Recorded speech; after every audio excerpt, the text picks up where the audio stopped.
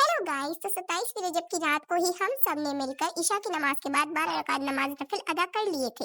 सुबह उठकर मम्मी ने कूलों की पूरियों का मैदा गूथा और उसके बाद मम्मी और अपी ने मिलकर पूरी बनाना स्टार्ट कर दी। मेरी पूरियों के साथ साथ हमारी फीकी पूरी भी बनती है, तो मम्मी ने उसके साथ साथ ही उसका आटा गूंद दिया। और यहाँ पर फीकी पूरियाँ अपी ने तलना स्टार्ट कर दी है। मेरी पूरियाँ और फीकी पूरियों के साथ साथ खीर भी लगती है, तो वो अपी ने ऑलरेडी बना ली। टाइम बहुत ज्यादा कम था, तो मैंने असर की नमाज जल्दी से अदा करी। उसके बाद मैं और मेरे भाई जो है मिलकर कूलों को हम नीचे लेकर गए इमरान साहब से न्याज दिलवाने के लिए। इन कूलों में रखा गया था मीठी पूरियों के साथ साथ इतर की फुलैरी, मीठा पान और गुलाब के फूलों से हमने इसे सजाया था। इमरान साहब के जाने के बाद मेरे भाई को जानमाज पर बिठा दिया था, क्योंकि हम जानमाज को खाली नहीं छोड़ते हैं। जब एक बंदा उठता है तो दूसरा बंदा बैठ जाता है, और इस पर बैठकर जो भी हम दुआ करते हैं हम कबूल होती है। और इस पर जब तक बैठना होता है जब मगरिब की नमाज जब तक नहीं हो जाती है। उसके बाद मैं आई थी ऊपर यहाँ पकौड़ी बनाने के लिए, क्योंकि इफ्तार में सबसे मेन इंपॉर्टेंट यही इंग्रेडिएंट होता है।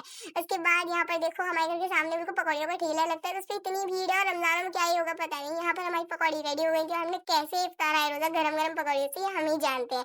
उसके बाद थोड़ी सी क्रेविंग्स हो रही थी, तो हमने मोमोज ले लिए थे नीचे से। और उसके बाद मैंने ये कुछ अपने लिए चिप्स मंगाए थे और बिस्किट मंगाए थे, क्योंकि मेरी क्रेविंग तो इसके बिना अधूरी है। उसके बाद हमने खाई दाल और रोटी रात के खाने में, फिर खाई अपनी बनाई हुई कोयले की पूरी थोड़ी सी।